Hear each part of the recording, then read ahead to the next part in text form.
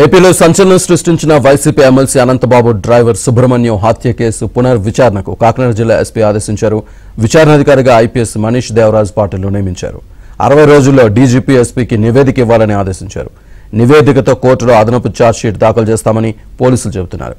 సుబ్రహ్మణ్యం హత్య కేసులో YCP MLC Anantha Babu ప్రధాన నిందితుడిగా ఉన్నారు.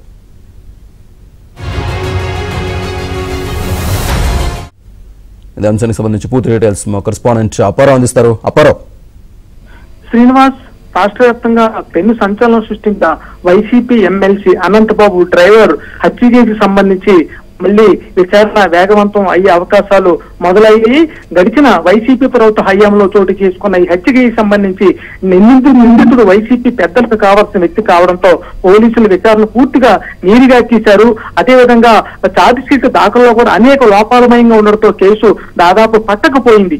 ఈ నేపథ్యంలో ప్రభుత్వం మారడంతో ఎట్టకేలకు కేసులో మళ్లీ కథలకు వచ్చిందని చెప్పాలి. ప్రధానంగా బాధితులు ఇదివరకే ప్రభుత్వాన్ని కూడా విజ్ఞప్తి చేయడంతో న్యాయం చేస్తామని ఇప్పటికే సీఎంతో పాటు లోకేష్ కూడా హామీ ఇచ్చారు. అందులో భాగంగా కేసును పునర్విచారణ దిశగా అడుగులు పడుతున్నాయి. తాజాగా ఈ కేసును దాదాపు 60 రోజుల్లాగా విచారణ పూర్తి చేసి నివేదిక ఇవ్వాలని కాకినాడ జిల్లా ఎస్పీ బిందు మాధవ్ కూడా ఆదేశించారు. దీనికి సంబంధించి ప్రత్యేకంగా ఒక ఐపీఎస్ అధికారి దేవరాజ్ పాటిల్ కూడా నియమించారు. మరోపక్క ఇప్పటికే ఈ కేసుకు సంబంధించి పోలీసులకు సహకరించేందుకు కూడా ప్రభుత్వం రాజమండ్రికి చెందిన ముప్పాల సుబ్బారావు న్యాయవాదిని కూడా నియమించింది. మరో పక్క కూడా ఈ రోజు కానీ రేపట్లో కానీ రాజమండ్రిలోని అప్పర్ సిటీ కోర్టులో కూడా ఈ కేసును తిరిగి విచారణ జరిగేలా ఆదేశాలు కోర్టులో కూడా పిటిషన్ దాఖలు చేయాల్సి వస్తుంది.